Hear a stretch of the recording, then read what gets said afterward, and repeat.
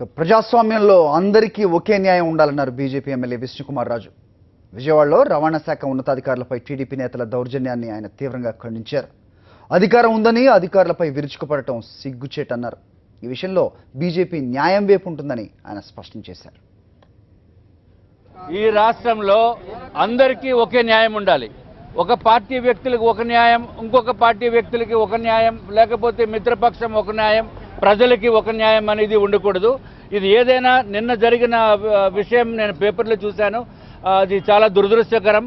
Police అధికారుల మీద మనము ఎవరు కూడా ఎమ్మెల్యేస్ కానీ ఎంపీస్ కానీ మన మర్యాదపూర్వకంగానే ప్రవర్తించాలి తప్ప ఏదో దౌర్జన్యం చేసేదానికి మాత్రము ఇది కరెక్ట్ కాదు.